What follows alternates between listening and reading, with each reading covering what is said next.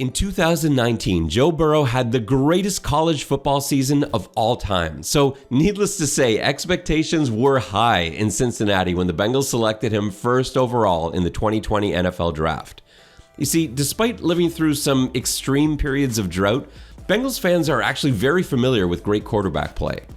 Boomer Esiason and should-be Hall of Famer Ken Anderson were league MVPs, both leading their respective Bengals teams to the Super Bowl. Jeff Blake was arguably the most exciting player in the NFL for a time. Carson Palmer produced some outstanding statistical seasons, and he went to 2 Pro Bowls as a Bengal. And let's not forget that Andy Dalton started his career by taking Cincinnati to the playoffs for 5 straight seasons. We all know Joe Burrow's rookie season in the Queen City was cut short, but in the 9.5 games he played, the Ohio native showed that he may have the talent to finish the job no one else could. Here are the 10 qualities that will make Cincinnati Bengals quarterback Joe Burrow elite. Number 10. When he was at LSU, Burrow famously put in a ton of off-season work with his receivers, not only to improve timing, but so they could learn each other's tendencies, body language, something that he's brought with him to Cincinnati. Now, the Bengals running backs have great hands, but even so, you want to make life as easy for them as you possibly can. Joe Mixon likes to be led at chest height, whereas a ball to Gio Bernard is always going to be low, and Burrow never forces him to extend. Burrow and Tyler Boyd had an immediate connection. Burrow always seemed to know exactly when Boyd was going to break open and that he could put the ball absolutely anywhere. He had a similar level of comfort with Auden Tate early on, learning that Tate actually likes to be fully extended to make up for what he might lack in separation. And Burrow made full use of that massive catch radius he's got. It's similar with T. Higgins, but less extreme because he creates a little bit more space. T likes a higher ball that he can catch away from his body, and Burrow always delivers. The relationship with AJ Green took a little bit longer to forge, probably due to the limited practice reps Green was getting, especially early in the season. But Burrow eventually learned how reliable Green is in clutch situations. And he's yet another Bengal receiver who can make those crazy circus catches on the sideline. In tight coverage, Green somewhat unusually likes the ball low around the belt buckle. This allows him to really box out, and you'll actually see him body catch a lot when defenders are grabbing. And we saw Burrow start to work in that back shoulder game once he and AJ developed a little bit of a rapport with one another. Number 9. One of the most underrated elements of Burrow's game is his rushing ability. He's not Lamar Jackson, but he is a fast quarterback, and he's just generally a great athlete, so that makes for a very savvy runner who can always find the sticks. That first rushing touchdown of his against the Chargers in Week 1 forced teams to account for him, especially in empty sets, and that helped the Bengals a lot in the passing game. But he also helps out his backs with that read option ability, because if you're going to crash like Chase Young does here, Burrow's a legitimate threat to pull it. Against man coverage, he puts pressure on the defensive linemen and the blitzing backers to get home, because if he can slip through, he'll burn you. And in zone coverage, he forces the backers to stay in tighter, because if they expand and he's got a lane, he'll take it. Number 8. Any good athlete can avoid pressure in the pocket, but very few can do it while keeping their eyes downfield. That is what separates the great ones. Burrow has an elite ability to continue doing his job as a quarterback while sensing and avoiding pressure in a collapsing pocket. He slides to create throwing lanes, he'll use his escape routes, but he's always looking to throw. And if he can stay back there long enough or force defenders to abandon their coverage to account for him, he'll find that open receiver. Here the Browns want Burrow to see cover 2, or more likely cover 2 man, but the safety's actually spying. So when the pocket starts to collapse against a 4-man rush, he escapes up the middle, but he's got his eyes up and his finger on the trigger. So as soon as that safety closes, he fires it to Tyler Boyd, who's drawn linebacker coverage. I can't tell you how many quarterbacks would have tucked the ball and been blown up at the 5. Number 7. Ball velocity. Look, I know what you're saying. Wasn't that the big question mark on him coming out of college? Yes. And it's true. Burrow can't throw 60 miles an hour like Patrick Mahomes, Aaron Rodgers, Josh Allen, Jared Goff. But there are so few occasions in a football game where you want your QB throwing 60 miles an hour. Most of the time, a hard throw is actually counterproductive.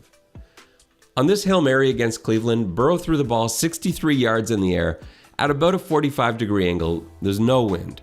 So, using the height of his release point, guys who are much better than me at math and physics say he can throw 56 miles an hour, which puts him right in the middle of the pack among NFL quarterbacks. And when he needs that 56 miles an hour, he uses it. But there just aren't a lot of occasions for that. So, he'd rather pull the chute, slow it right down. He throws every pass at the perfect speed. He gives his receivers a chance to see the ball, react to it, to adjust to it, to go after it.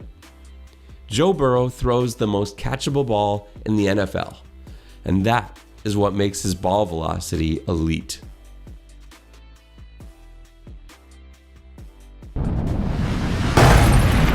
Number 6. Joe Burrow knows where all 11 defenders are at all times. So when there's a bust, he's got immediate recognition, and he's got that quick release to get it there. AJ Green's the primary on this flea flicker. He's got the skinny post route, and you can see Burrow casually check on it while he's waiting for the ball back from Mixon. But the free safety's way too deep to bite. But Burrow also knows he's too deep to get to T. Higgins' delayed corner route.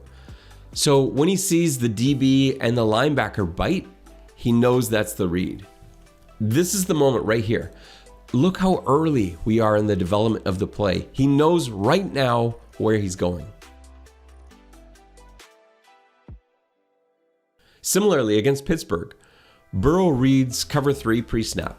He's got both corners dropping into deep thirds, but there's a miscommunication on defense. Joe Hayden doesn't drop for some reason.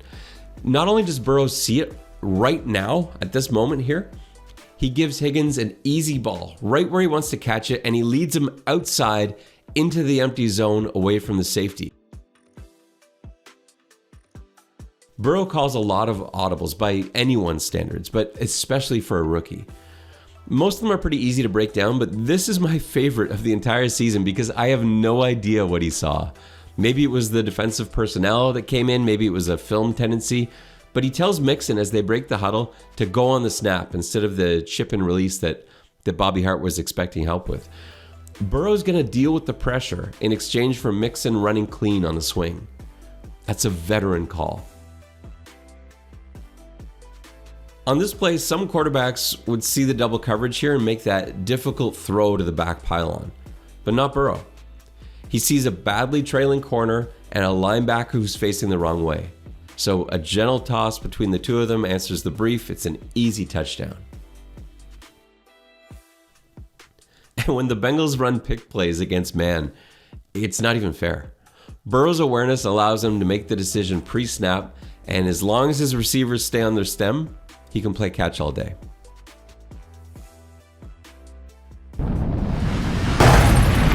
Number 5. Any quarterback over the age of about 8 should be able to tell immediately if a defense is playing man or zone. So that's not what I'm talking about here with regards to Joe Burrow identifying coverage. I'm talking specifically about zone coverage, but how quickly Burrow is able to identify what kind of zone he's looking at, because there are literally hundreds of variations. And not only is Burrow able to assess this immediately, he can dissect it immediately too. He knows where the voids are, and more importantly, he gets the ball to his receivers as soon as they throttle down into these voids. And that allows them to maximize the yardage they pick up after the catch. Teams weren't letting the Bengals beat them over top, so Burrow just destroyed them in these short to mid-level zones. Now, Baltimore admittedly threw some exotic stuff at him that he wasn't expecting, things he hadn't seen before, and it affected him. But that's also happened to Brady, to Rodgers, Mahomes, Breeze, you name it. But what separates these elite quarterbacks from everyone else is you can only fool them once. Then you'd better find something new. And I promise you, Joe Burrow cannot wait to take on Wink Martindale's Baltimore defense in 2021. All right, let's walk through his thought process on this play. So he's got twins left, Sample lining up as an H-back to the left side, Mixon's on the left, and Higgins is right here on the right side. So he's got a bench-based concept to the left. Thomas has a deep curl. Boyd is clearing out here. And Sample's got this bench, or we can call it a sneak route. Mixon's just got a check and release, and Higgins has a post on the other side. So he's looking around. Jags have their nickel personnel out there, but Josh Jones has come up into the box from a safety spot. They're showing cover one with Sidney Jones looking to funnel Higgins towards the help with that outside shade here. But as Burrow gets into his cadence, things start to change up. DJ Hayden starts to creep in, and now Josh Jones bails out to deep half. And so Burrow's thinking, if Hayden blitzes, Boyd's hot, and that whole left side is going to be open if I've got time. But it turns out he's just mugging. He's going to back away. And in the end, it's a pretty basic cover two, which Burrow's seen 1,000 times. He immediately diagnoses, play action, freezes the backers, and Burrow hits Higgins perfectly in stride in the absolute middle of the void, and T's going to go for a run. Number 4. When people think about quarterback accuracy, it's usually the ability to get the ball into an unbelievably small window, and Joe Burrow does that. Guys that can't get away from man coverage or defender draped all over them, that was an issue for the Bengals receivers in 2020, and somehow Burrow got the ball in there to them time and time again. For me though, where Burrow's accuracy really made a difference was when receivers did have a bit of space to work with. Burrow didn't just find them. He delivered the ball right into their hands, so they didn't have to slow down, didn't have to adjust, and that's something Bengals fans haven't seen a quarterback do on a consistent basis for a long time. Now, the first time you saw this touchdown from T. Higgins, you weren't thinking about the throw. It just looks like terrible tackling from 3 Browns defenders. And it is, but the accuracy of the throw contributes. The Bengals have a smash concept variation going on here out of trips. Burrow thinks he might have Sample on the corner route because as the play starts, Denzel Ward takes sort of an aggressive step here when Higgins squares in at 5 yards in behind Boyd. But Ward backs out, and so Burrow, seeing that, just flicks it to Higgins in space, and it's a perfect throw. Cleveland's in zone, so you've got these stationary hook curl defenders. T comes barreling in at 220 pounds, and because the ball's on the money, he's accelerating through the catch, and that makes him even more difficult to tackle. If this ball is even a foot behind, Higgins slows down, there's no chance Mack Wilson or BJ Goodson doesn't make the tackle here. So on the play overall, bad tackling, yes. Great individual effort by Higgins, absolutely. But as it often did this season, this play starts with Burrow doing things that improve the play of those around him. Number 3.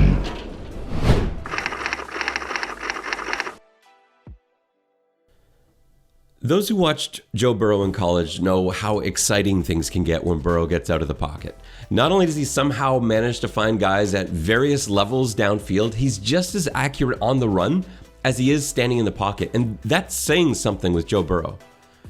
Sometimes you think he's throwing it out of bounds, and then suddenly it just like falls out of the sky into the hands of Tate or Boyd or Higgins. Now, admittedly, there are a number of NFL quarterbacks who can throw accurately while running to the right, but he's just as good running to the left or throwing back across his body, the throw that every football coach and color commentator says you're never supposed to make. Yeah, well, there's 2 guys in the NFL who can make these throws on a consistent basis. One of them's wearing a Super Bowl ring. The other one is looking to upgrade his national championship ring. All right, here's Burrow's best throw on the run, and it's actually not because of the throw itself. The other throws that you've seen him make on the run are way better in that regard. This play overall is fantastic. So pre-snap coverage is pretty tough to read. We've got sort of a man look on the right side and a zone look on the left.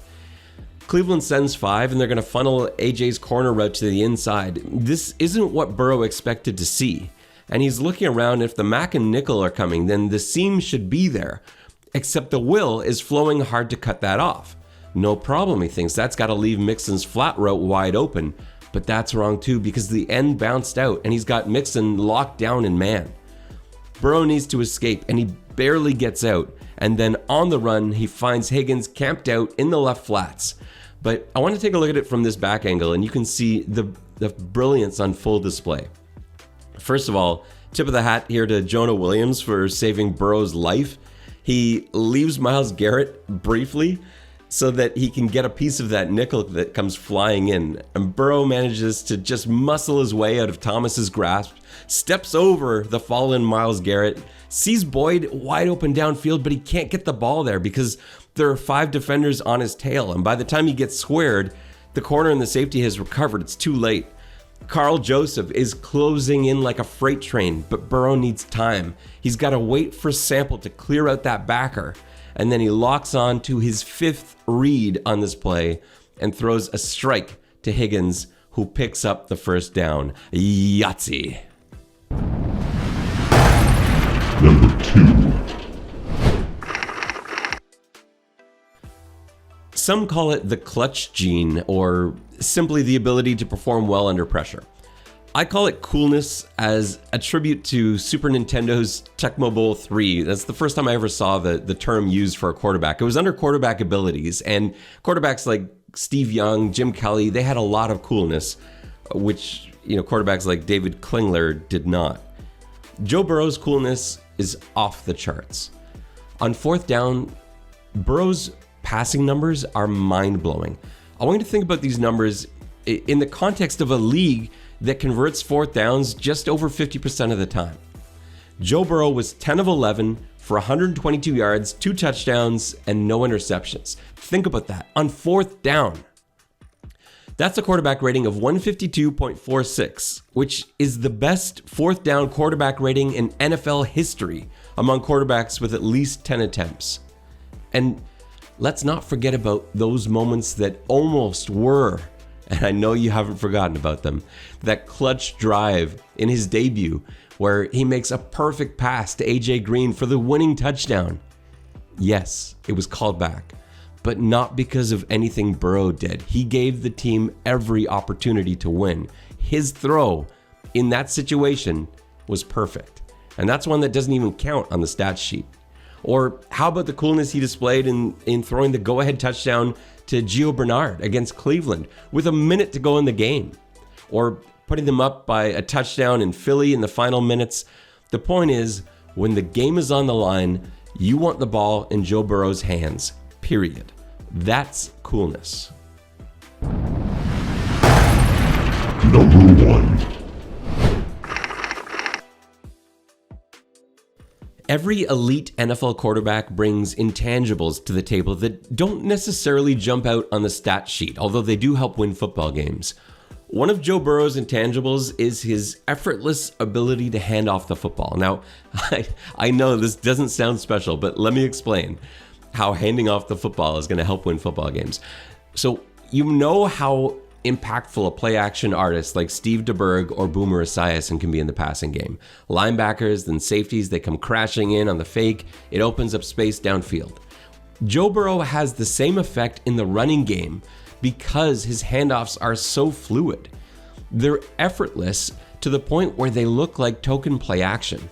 So backers, even though it's a run play, will actually break their read steps. Safeties are late to react. They get caught flat-footed.